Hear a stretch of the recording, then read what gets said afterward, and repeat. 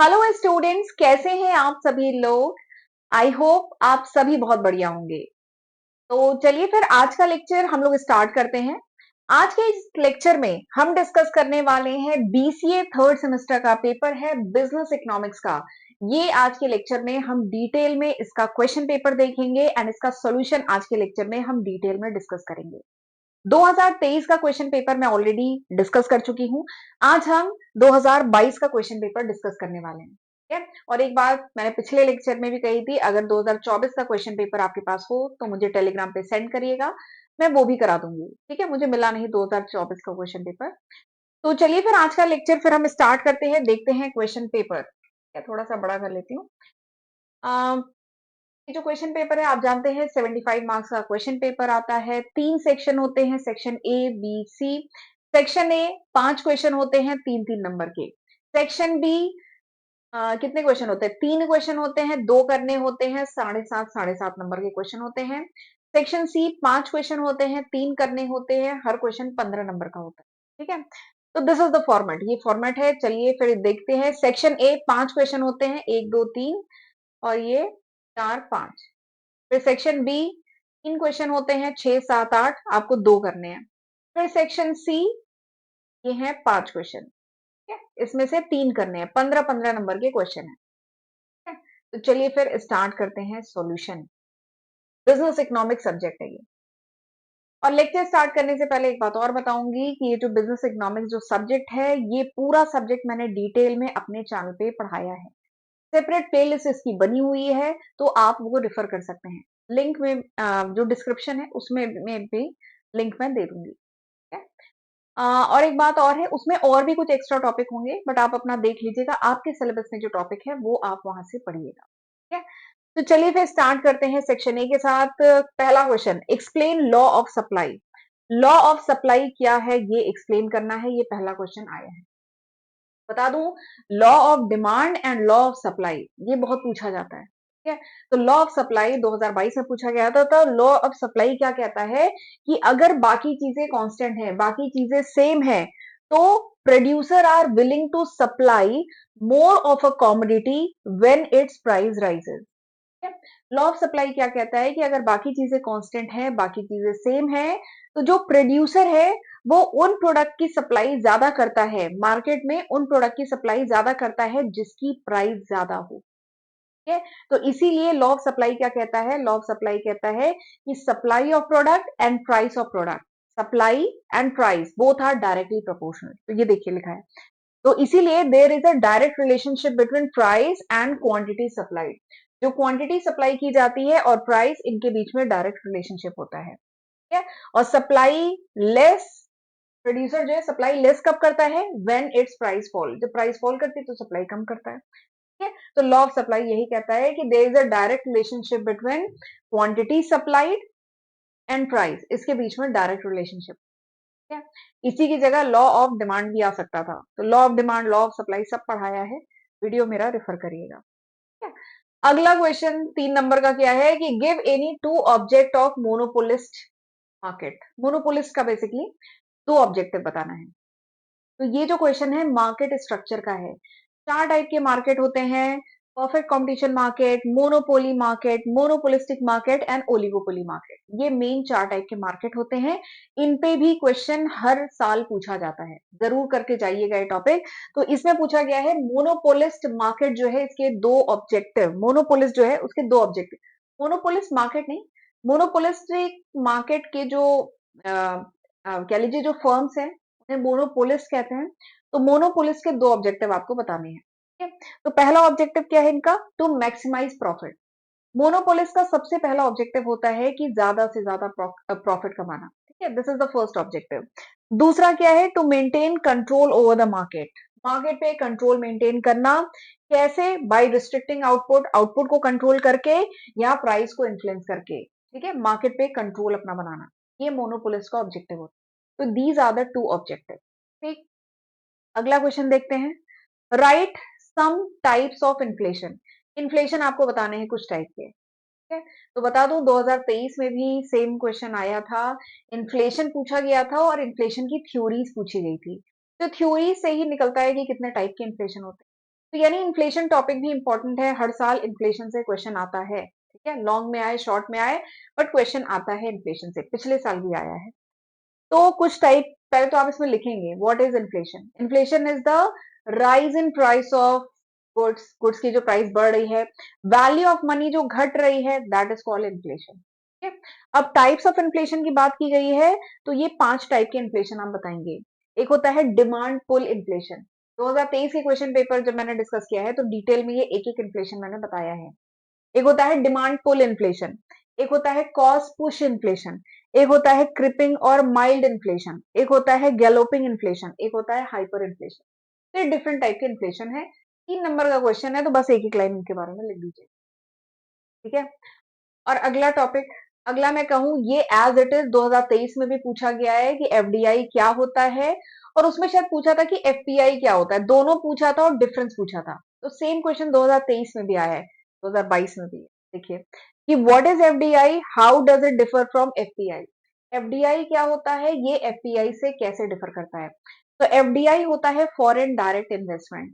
बाहर की कोई कंट्री की कोई कंपनी या कोई इंडिविजुअल इंडिया में अगर कोई पूरा बिजनेस सेटअप करे या कोई फैक्ट्री खरीद ले, कोई बिजनेस खरीद ले, तो इस टाइप का जो इन्वेस्टमेंट करते हैं that is called FDI, foreign direct investment. Foreign के पर्सन का डायरेक्ट इन्वेस्टमेंट हो रहा है, या इंडिया के लोग बाहर जाके इन्वेस्टमेंट करें, ठीक है, दैट इज कॉल्ड एफडीआई।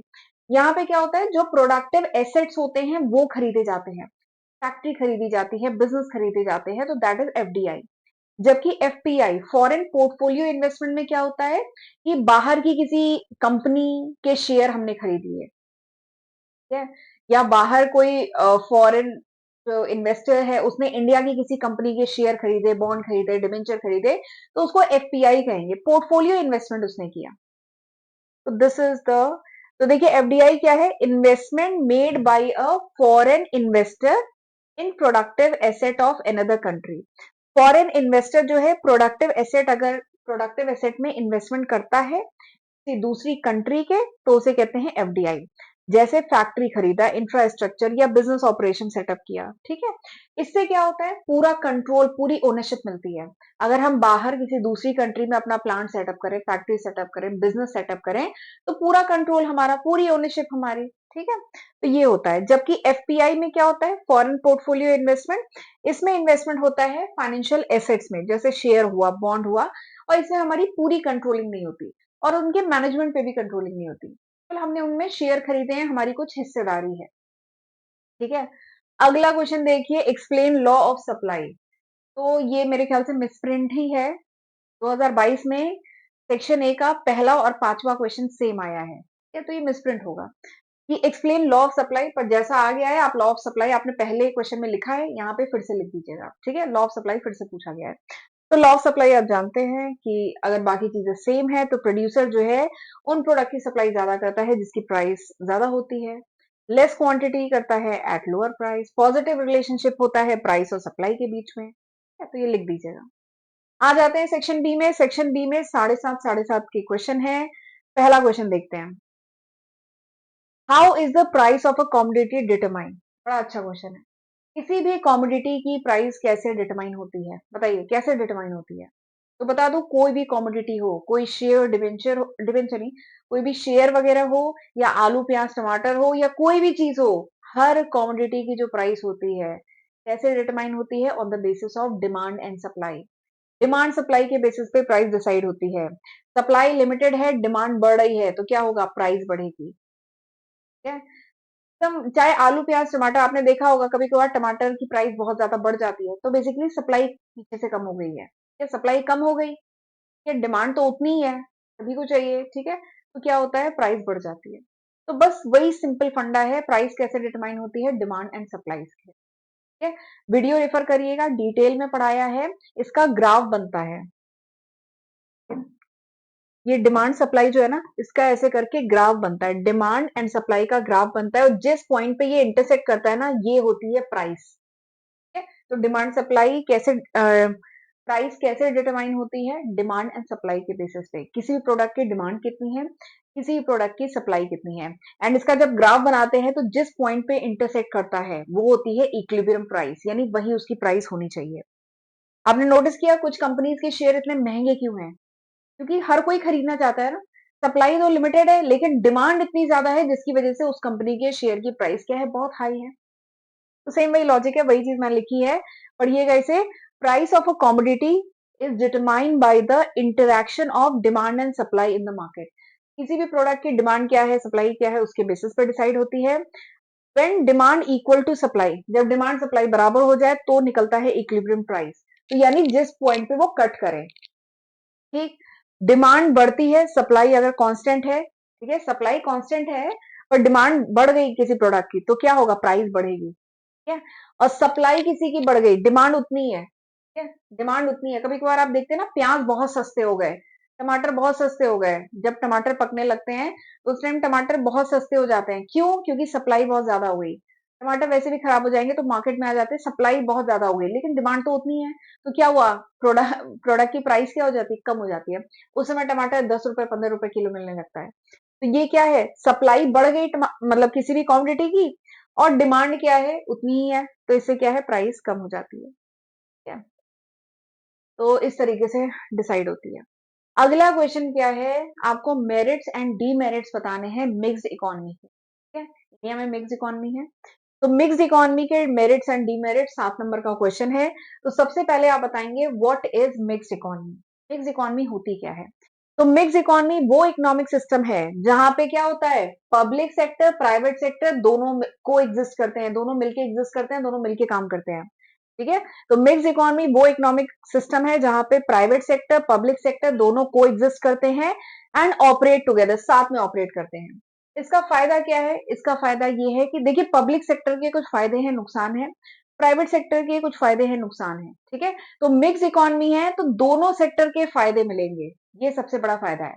तो वही है, इट कंबाइन, मिक्स इकोनॉमी जो है combine the advantage of capitalism and socialism. जो कैपिटलिज्म है एंड सोशलिज्म है, दोनों के जो एडवांटेज है वो मिक्स इकोनॉमी में मिलते हैं। कैपिटलिज्म मतलब जानते हैं ना, कैपिटलिज्म मतलब होता है प्राइवेट ओनरशिप। कैपिटलिज्म में प्राइवेट ओनरशिप होती है, प्रॉफिट मोटिव होता है, कंपटीशन होता है। जबकि सोशलिज्म यानी गवर्नमेंट के रेगुलेशन होंगे, पब्लिक वेलफेयर मेन टारगेट होगा कि पब्लिक का कल्याण होना चाहिए, वेलफेयर होना चाहिए, तो वो सोशलिज्म है। तो मिक्स इकोनॉमी में दोनों के बेनिफिट मिलते हैं, ठीक है। तो इसके मेरिट्स की बात करें, मिक्स इकोनॉमी के मेरिट क्या है। सबसे पहला फायदा क्या है, बैलेंस ग्रोथ होगी, ठीक है। क्योंकि यहाँ पे पब्लिक सेक्टर प्राइवेट सेक्टर दोनों के जो पॉजिटिव पॉइंट है वो कंबाइन किए जा रहे हैं, तो बैलेंस ग्रोथ होगी। अगला क्या है, इकोनॉमिक फ्रीडम मिलेगी। मतलब हर इंडिविजुअल को ये पूरी फ्रीडम है कि वो अगर अपना बिजनेस सेटअप करना चाहे तो कर सकता है। बस यहाँ पे गवर्नमेंट की जो गाइडलाइन है, गवर्नमेंट के रूल रेगुलेशन है, वो फॉलो करके कर सकता है, तो इकोनॉमिक फ्रीडम मिलती है। सोशल वेलफेयर होता है, यानी गवर्नमेंट का भी यहाँ पे इंटरवेंशन रहता है, बहुत ज्यादा नहीं पर गवर्नमेंट का इंटरवेंशन रहता है। इससे क्या होता है, सोशल वेलफेयर होता है, यानी हर मतलब कह लीजिए इनकम इनइक्वलिटी जो है वो कम होती है, हर एरिया का डेवलपमेंट होता है, तो सोशल वेलफेयर होता है क्योंकि गवर्नमेंट का इंटरवेंशन है, ठीक है। अगला क्या है, इफिशिएंट रिसोर्स एलोकेशन। जो रिसोर्सेज हैं वो इफिशिएंटली एलोकेट होते हैं, इफिशिएंटली यूटिलाइज होते हैं, क्योंकि प्राइवेट सेक्टर जनरली रिसोर्सेज को बहुत अच्छे से यूटिलाइज करता है। तो पब्लिक सेक्टर होते हैं वो बहुत अच्छे से यूटिलाइज नहीं करते हैं रिसोर्सेज को, ठीक है। जबकि प्राइवेट सेक्टर क्या होता है, बहुत बढ़िया से उनके पास टेक्नोलॉजी होती है, एडवांस से होती है, तो बहुत अच्छे से यूज करते हैं, तो वही है इफिशिएंट रिसोर्स एलोकेशन होता है। तो ये मिक्स इकोनॉमी के मेरिट्स हैं। डीमेरिट्स की बात करें, सबसे पहला डीमेरिट है there is a possibility of corruption. Private sector public sector दोनों हैं, तो प्राइवेट सेक्टर पब्लिक सेक्टर को गवर्नमेंट वगैरह को अप्रोच करेगा लाइसेंस के लिए या परमिशन के लिए, तो there is a chances of corruption, corruption के चांसेस होते हैं क्योंकि यहाँ पे इंटरेक्शन होता है पब्लिक एंड प्राइवेट का। डीले इन डिसीजन मेकिंग, क्योंकि गवर्नमेंट के रूल रेगुलेशन है, गवर्नमेंट के लॉ हैं, तो क्या होगा, थोड़ा सा डीले होता है डिसीजन मेकिंग में। Inefficiency in public sector, public sector में थोड़ी सी इनएफिशिएंसी रहती है, ठीक है, क्योंकि वहां पे इतना कंपटीशन नहीं है ना, इसलिए। प्राइवेट सेक्टर में बहुत कंपटीशन है, इसलिए रिसोर्सेज अच्छे से यूज किए जाते हैं, ठीक। Conflict of interest between profit motive and social welfare. Mix economy में एक और ड्रॉबैक है कि कंफ्लिक्ट ऑफ इंटरेस्ट रहता है। सोशलिज्म जो इकोनॉमी है उसका मोटिव क्या रहता है कि सोशलिज्म इकोनॉमी इकोनॉमी का रहता है कि पब्लिक वेलफेयर, के समाज का कल्याण हो। लेकिन जो कैपिटलिज्म इकोनॉमी है उसका एम क्या है, प्रॉफिट कमाना, ज्यादा से ज्यादा प्रॉफिट कमाना। Is a conflict of interest. ठीक, ये थे मेरिट एंड डीमेरिट, डिटेल में लिखिएगा। अगला क्वेश्चन, इलास्टिसिटी ऑफ डिमांड, मतलब डिमांड पे तो आना ही है क्वेश्चन पेपर में सवाल। ये टॉपिक भी बड़ा इंपॉर्टेंट है। अब डिमांड में क्या पूछा जा सकता है, डिमांड क्या होती है, law of demand, determinant of demand, and उसके बाद इलास्टिसिटी ऑफ डिमांड पे पूछा जा सकता है। तो ये जो क्वेश्चन है ना इलास्टिसिटी पे है, ये explain more elastic and less elastic demand, जो ज्यादा इलास्टिक और कम इलास्टिक का क्या मतलब है एक्सप्लेन करिए। ठीक है, तो मैंने इसमें डिटेल में सबसे पहले आपको बताया कि डिमांड होती क्या है। अच्छा, डिमांड पे 2023 में भी क्वेश्चन आया है, तो मैंने वहां पे भी पिछले वीडियो में भी डिटेल में डिमांड बताया है। देखिए, डिमांड मतलब केवल ये नहीं है कि मुझे, डिमांड में दो चीज इंपॉर्टेंट होती है, एक होता है विलिंगलीनेस एंड एबिलिटी टू पे, दोनों चीज। डिमांड जो है ना, डिमांड में दोनों चीज इंपॉर्टेंट होती है, विलिंगलीनेस यानी मेरी इच्छा भी होनी चाहिए वो चीज खरीदने की, प्लस मेरे अंदर एबिलिटी भी होनी चाहिए कि मैं उसे पे कर सकूं, तभी कहा जाता है डिमांड है प्रोडक्ट की।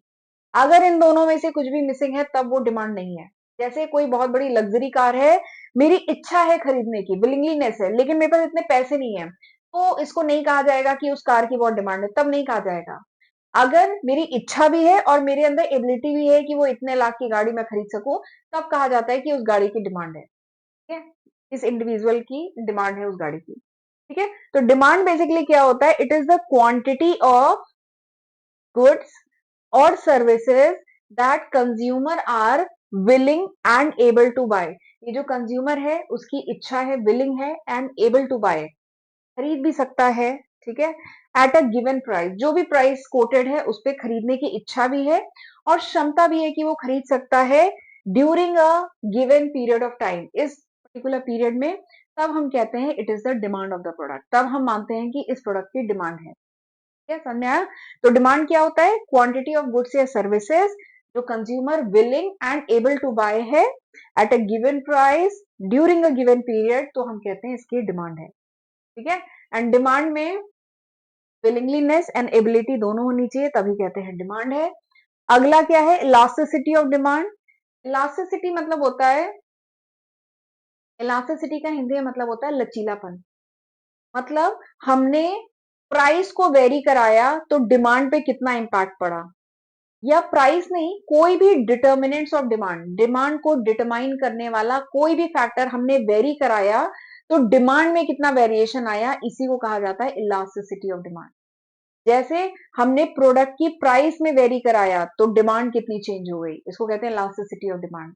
हमारी इनकम चेंज हुई, इससे प्रोडक्ट की डिमांड कितनी चेंज हो गई, इसको कहते हैं इनकम इलास्टिसिटी ऑफ डिमांड। ठीक है, तो वही है, इलास्टिसिटी ऑफ डिमांड क्या होता है, degree of responsiveness of quantity demanded, यानी कितना रिस्पॉन्ड करेगा, डिग्री ऑफ रिस्पॉन्सिवनेस यानी कितना चेंज आता है quantity demanded of goods to a change in it determinant, यानी अगर उसके डिटर्मिनेंट चेंज हो, जैसे प्राइस चेंज हुआ, इनकम चेंज हुआ, या उससे रिलेटेड कोई दूसरा प्रोडक्ट था उसकी प्राइस चेंज हुई, तो जो मेन प्रोडक्ट है उसकी डिमांड में कितना चेंज आएगा, इसको कहा जाता है elasticity of demand.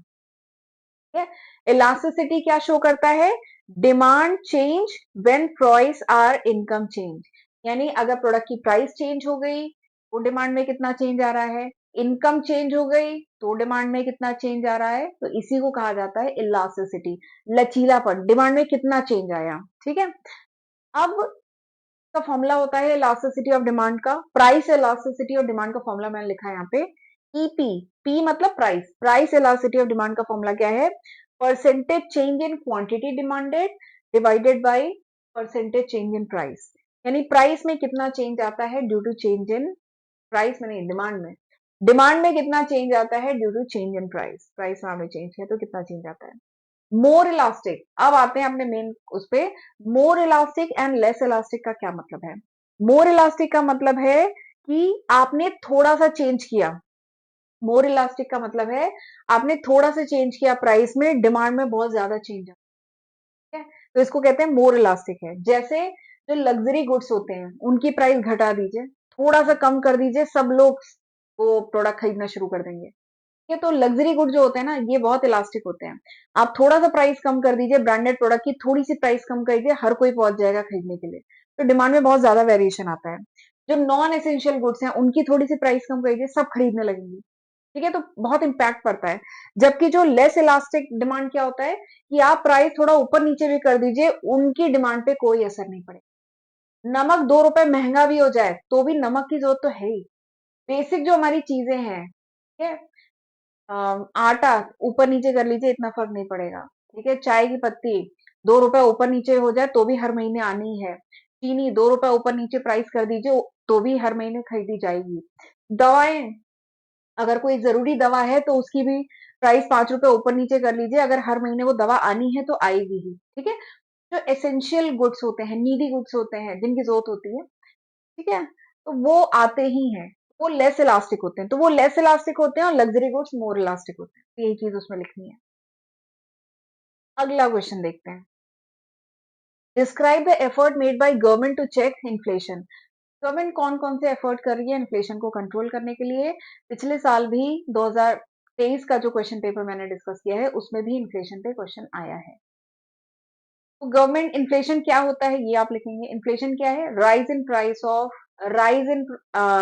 Price of goods, जो गुड्स की प्राइसेस राइज कर रही हैं, दैट इज इन्फ्लेशन। ठीक है। वैल्यू ऑफ मनी जो फॉल कर रही है, मनी की जो वैल्यू फॉल कर रही है, दैट इज इन्फ्लेशन। महंगाई इसी को कहते हैं।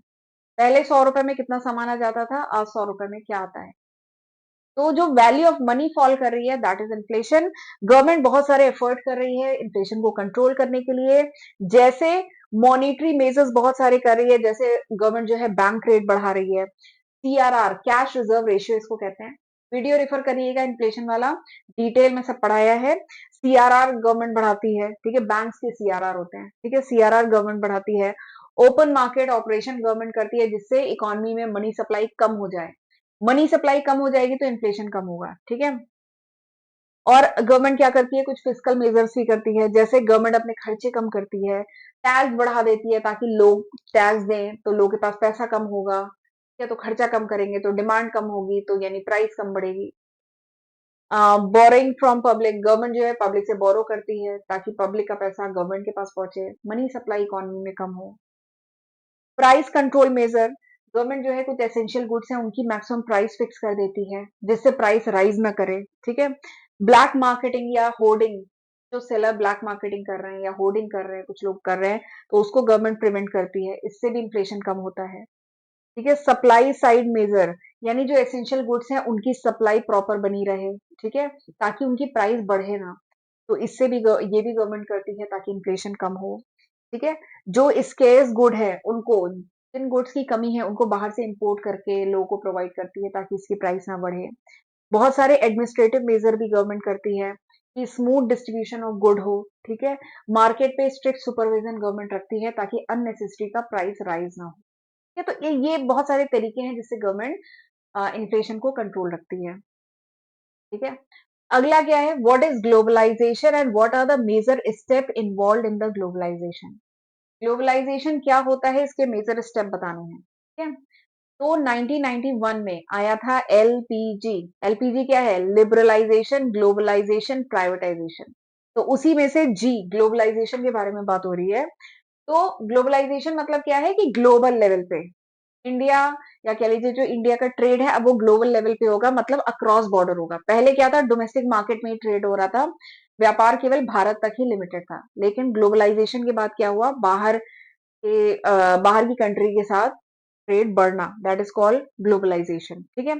तो ग्लोबलाइजेशन वो प्रोसेस है of integrating a countries economy with the world economy, यानी किसी कंट्री की इकोनॉमी को वर्ल्ड की इकोनॉमी से इंटीग्रेट करना, ठीक है, इसको कहा जाता है ग्लोबलाइजेशन। जिसके तहत क्या होता है, free flow of goods, goods का फ्री फ्लो हो, यानी बाहर गुड्स जाए भी, बाहर से आए भी, सर्विसेज बाहर रेंडर करें, बाहर की सर्विसेज भी अवेल करें। तो ग्लोबलाइजेशन में क्या होता है, there is a free flow of goods, goods हुए, सर्विसेज हुई, कैपिटल है, टेक्नोलॉजी है, लेबर है, इनका फ्री फ्लो हो, यानी इंडिया में बाहर से भी कैपिटल, गुड्स, सर्विसेज, टेक्नोलॉजी आए और इंडिया की टेक्नोलॉजी भी बाहर जाए। तो बेसिकली अब ग्लोबल लेवल पे इंडिया की इकोनॉमी बाहर की इकोनॉमी के साथ कंबाइन करे, इंटीग्रेट करे, तो ये होता है ग्लोबलाइजेशन में, ठीक है। तो क्वेश्चन क्या था कि major steps involve in the globalisation. तो ग्लोबलाइजेशन के तहत मेजर स्टेप्स क्या लिए गए थे ये आपको बताना है। तो पहले आपने ग्लोबलाइजेशन एक्सप्लेन किया, अब इसके तहत मेजर स्टेप्स क्या थे? इसमें सबसे पहला है लिबरलाइजेशन। लिबरल होना मतलब उदारवादी पॉलिसी, ठीक है, यानी रिस्ट्रिक्शंस को थोड़ा कम करना। तो ग्लोबल लेवल पे इंटीग्रेट, इंडिया वर्ल्ड की इकोनॉमी से इंटीग्रेट तभी हो पाएगी ना जब थोड़े रिस्ट्रिक्शन कम होंगे। तो वही सबसे पहला जो मेजर स्टेप है दैट इज लिबरलाइजेशन, यानी जो रिस्ट्रिक्शंस थे ट्रेड पे, बिजनेस एक्टिविटी पे, उन्हें रिमूव किया जाए या कम किया जाए रिस्ट्रिक्शन। दूसरा प्राइवेटाइजेशन, यानी पब्लिक सेक्टर के रोल को कम किया जाए, प्राइवेट सेक्टर को और प्रमोट किया जाए। अगला क्या है? Open trade policy. Open trade policy मतलब जो अगर गुड्स मतलब ओपनली ट्रेड हो पाए, इंपोर्ट एक्सपोर्ट हो पाए, ठीक है, जो इंपोर्ट किए जा रहे हैं गुड्स, उन पे जो इंपोर्ट ड्यूटी लग रही है उसे कम किया जाए, ट्रेड बैरियर्स कम किए जाएं, तो ये ओपन ट्रेड पॉलिसी है। अगला क्या स्टेप होता है, जो मेजर स्टेप है ग्लोबलाइजेशन में, दैट इज एफडीआई। एफडीआई अभी हमने डिस्कस किया था, फॉरेन डायरेक्ट इन्वेस्टमेंट, यानी बाहर किसी कंट्री की कोई कंपनी इंडिया में इन्वेस्टमेंट करना चाहे, अपना प्लांट सेटअप करना चाहे, इंडिया की किसी कंपनी को बाय करना चाहे, या यहाँ की कंपनी बाहर अपना प्लांट सेटअप करना चाहे, तो वो हो सके, फॉरेन डायरेक्ट इन्वेस्टमेंट की परमिशन हो, ठीक है, allow foreign company to invest in domestic market. Technological integration, ठीक है, मतलब adoption of global technology and communication network, यानी ग्लोबल टेक्नोलॉजी को अडॉप्ट कर सके, ठीक है, कम्युनिकेशन नेटवर्क एस्टैब्लिश कर सके। एक्सचेंज रेट रिफॉर्म, यानी making exchange rate policy more market oriented.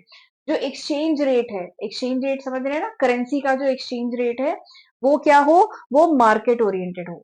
ये सब कुछ मेजर कह लीजिए स्टेप्स हैं ग्लोबलाइजेशन, तो ये सब आपको एक्सप्लेन करना है, ठीक है।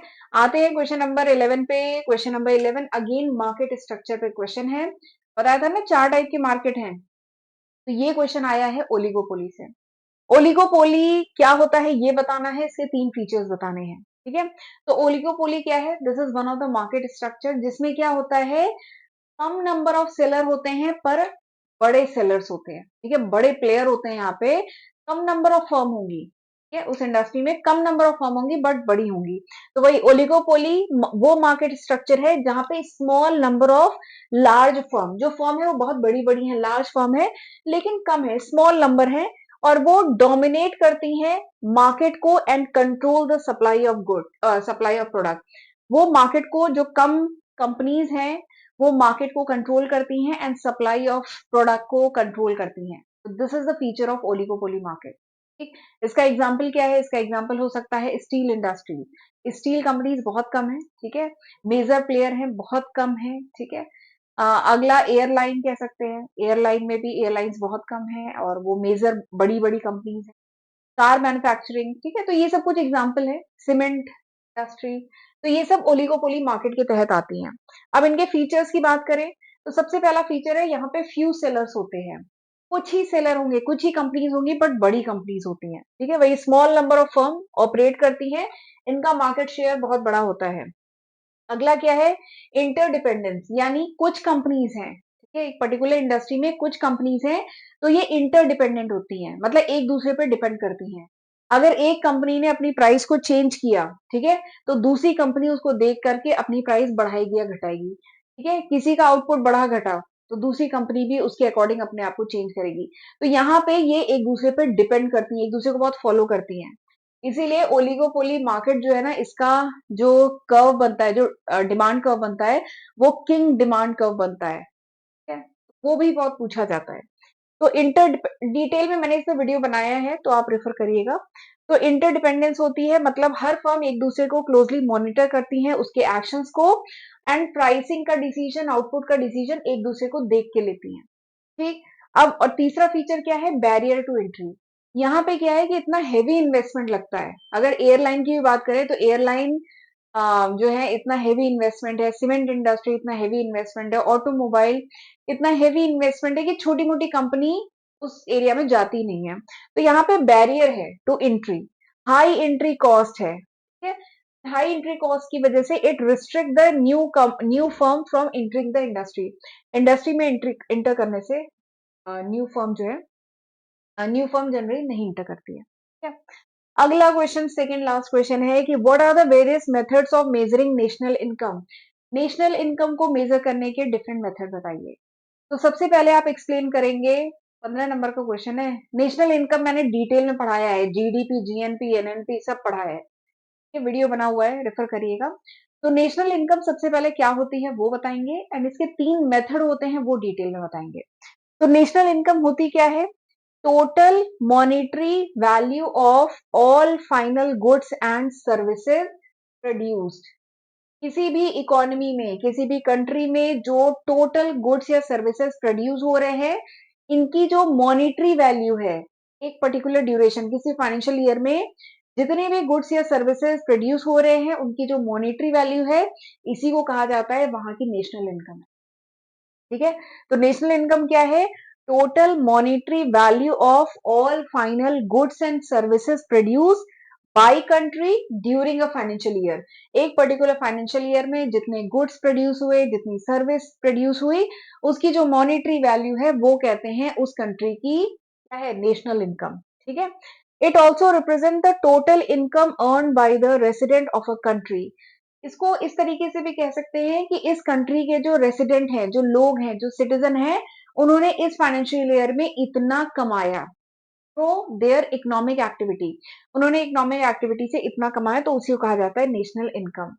नेशनल इनकम मतलब टोटल प्रोडक्शन, उस इकोनॉमी में उस फाइनेंशियल ईयर में इतना टोटल प्रोडक्शन हुआ, या कह लीजिए वहां के लोगों ने टोटल इतना कमाया उस फाइनेंशियल ईयर में, या कह लीजिए total expenditure of a country in a year, साल में उस कंट्री ने इतना खर्चा किया। ये सारी चीजें अलग अलग तरीका है डिफाइन करने का नेशनल इनकम को।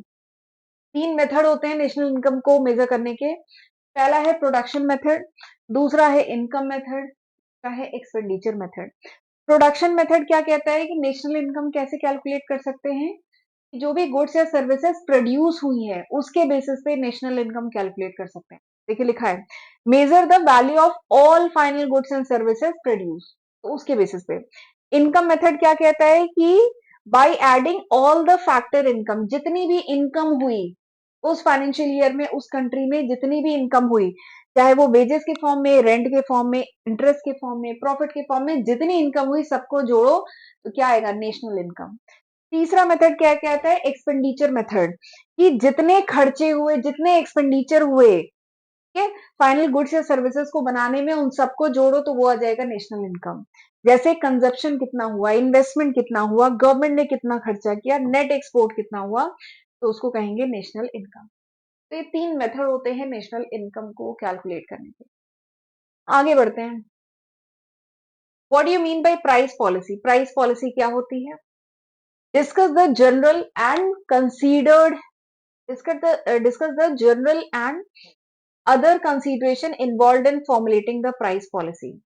सबसे पहले आपको बताना है प्राइस पॉलिसी क्या होती है, ठीक है, फिर उसके बाद है कि कौन कौन से जनरल फैक्टर है वो कंसीडर किए जाते हैं जब भी कोई कंपनी अपने प्रोडक्ट की प्राइस डिसाइड करती है। तो देखिए प्राइस पॉलिसी बेसिकली क्या होता है? वो गाइडलाइन, वो प्रिंसिपल जो बिजनेस यूज करता है अपने प्रोडक्ट की प्राइस को सेट करने के लिए, जो भी यूज करता है उसको कहते हैं प्राइसिंग पॉलिसी। कंपनी ने अगर डिसाइड किया था कि ये पेन 10 रुपए की होगी, ठीक है, तो कुछ कंपनी की पॉलिसी रही होगी ना, कुछ कंपनी ने सोच समझ के इस पेन की 10 रुपए की कीमत रखी होगी, तो सोच समझ के किया होगा ना, तो वही प्राइसिंग पॉलिसी होती है। प्राइसिंग पॉलिसी मतलब होता है कि वो गाइडलाइन, वो प्रिंसिपल जो कंपनी फॉलो करती है जब भी अपने प्रोडक्ट की या अपनी सर्विसेज की प्राइस डिसाइड करने में, जो भी पॉलिसी फॉलो करती है उसी को कहते हैं प्राइस पॉलिसी। अब प्राइस डिसाइड करने से पहले कंपनी कुछ बातों का ध्यान रखती है या कुछ बातें कंसीडर करती है प्राइस डिसाइड करते समय। सबसे पहला है कॉस्ट ऑफ द प्रोडक्शन, इस पेन को बनाने में खर्चा कितना आया है, कॉस्ट भी तो कवर करनी है। ऐसा तो नहीं होगा ना ये पेन बनी 15 रुपए की और 10 रुपए में बेचेंगे, ऐसा तो नहीं होगा ना। तो सबसे पहली चीज क्या है? कॉस्ट ऑफ प्रोडक्शन, ठीक है, क्योंकि प्राइस जो है वो कवर करना चाहिए ना कॉस्ट। ये पेन शायद बनी है 4 रुपए में, एग्जाम्पल है केवल, पेन बनी शायद 4 रुपए में है, ठीक है, और कंपनी को 6 रुपए का प्रॉफिट चाहिए, तब ये पेन शायद 10 रुपए में बिक रही है, वो चीज है। तो वही कॉस्ट ऑफ प्रोडक्शन कंपनी ध्यान में रखती है। दूसरा क्या है? डिमांड फॉर द प्रोडक्ट, उस प्रोडक्ट की डिमांड कितनी है। अगर डिमांड बहुत ज्यादा है तो क्या करते हैं? प्राइस हाई रखते हैं ना, तो वही है demand for the product. High demand है तो प्राइस हाई होगी। अगला क्या है? कंपटीशन, यानी इसी के जैसी जो दूसरी पेनें मार्केट में बिक रही हैं वो कितने की है। ठीक है, तो कंपटीशन को ध्यान में रखना है। अगला क्या है, गवर्नमेंट रेगुलेशन। गवर्नमेंट के भी कुछ नॉर्म्स होते हैं, ठीक है, कुछ गवर्नमेंट ने कुछ प्रोडक्ट के लिए मैक्सिमम प्राइस वगैरह तय की हुई है, तो वो सब का भी ध्यान रखना होता है, ठीक है, तो ये बातें हैं। कुछ और बातें ध्यान में रखनी होती है, that is market objective. Market objective मतलब कंपनी का ऑब्जेक्टिव क्या है? क्या मेरी कंपनी का केवल ये ऑब्जेक्टिव है कि मुझे ज्यादा से ज्यादा प्रॉफिट कमाना है, चाहे जैसे प्रॉफिट आए, या ये ऑब्जेक्टिव है कि मुझे अपनी कंपनी का मार्केट शेयर बढ़ाना है, यानी ज्यादा से ज्यादा लोग मेरे कंपनी के प्रोडक्ट यूज करें। तो बेसिकली मार्केट ऑब्जेक्टिव क्या है, या ये ऑब्जेक्टिव है कि पेनिट्रेट करना है न्यू मार्केट में, यानी नए मार्केट में हमें एंट्री करनी है। तो बेसिकली ऑब्जेक्टिव क्या है उसको ध्यान में रख के प्राइस तय की जाती है। दूसरा है कंज्यूमर बिहेवियर, यानी जब कंज्यूमर मेरे कंपनी का प्रोडक्ट खरीद रहा है तो उसका बाइंग बिहेवियर कैसा है, वो कम प्राइस पे लेना चाह रहा है, ज्यादा पे लेना चाह रहा है, क्या है उसका, कैसे प्राइस उसको इफेक्ट कर रही है उसके परचेजिंग डिसीजन को, ये भी ध्यान में रखना होता है। दूसरा इकोनॉमिक कंडीशन, जैसे इस समय इन्फ्लेशन चल रहा है, क्या चल रहा है, बेसिकली इस समय इकोनॉमी हमारी कैसी है, इन्फ्लेशन है, रिसेशन है, इनकम लेवल इस समय लो का कैसा चल रहा है, तो इस बात को भी ध्यान में रख के प्राइस तय की जाती है। और आखिरी पॉइंट है प्रोडक्ट लाइफ साइकिल। प्रोडक्ट की लाइफ साइकिल होती है, एक होता है introduction phase, growth phase, maturity phase, decline phase. तो मेरा प्रोडक्ट किस फेज में है, ठीक है, अगर वो ग्रोथ फेज में है तो मैं उसकी प्राइस ज्यादा भी रखूंगी तो भी बिकेगा, लेकिन वो डिक्लाइन फेज में और मैं प्राइस ज्यादा रखूंगी तो कोई नहीं खरीदेगा, ठीक है। तो प्रोडक्ट किस लाइफ साइकिल के किस स्टेज पे है ये भी ध्यान में रखा जाता है, ठीक है। तो इसी के साथ हमारा जो बिजनेस इकोनॉमिक्स का बीसीए थर्ड सेमेस्टर का जो पेपर था 2022 का, ये मैंने डिटेल में आपके साथ डिस्कस किया है, ठीक है। आप लोग के एग्जाम आने वाले हैं, इसीलिए हर दिन मैं कोशिश कर रही हूँ कि मैं हर दिन वीडियो डालूं, तो प्लीज मुझे भी मोटिवेट करते रहा करिए। इन वीडियो को जरूर अपने फ्रेंड्स के साथ भी शेयर करिएगा, वीडियो को लाइक करिएगा, कमेंट करिएगा, ठीक है। एंड प्लीज मुझे फीडबैक जरूर दिया करिए कि ये लेक्चर वीडियो कैसा था, आपके लिए हेल्पफुल था कि नहीं। प्लीज मुझे ये तो कमेंट सेक्शन में बताइएगा ये हेल्पफुल था कि नहीं, ठीक, मैं इसका इंतजार करूंगी। तो चलिए फिर मिलते हैं अगले लेक्चर वीडियो में, तब तक अपना ध्यान रखिएगा। God bless you.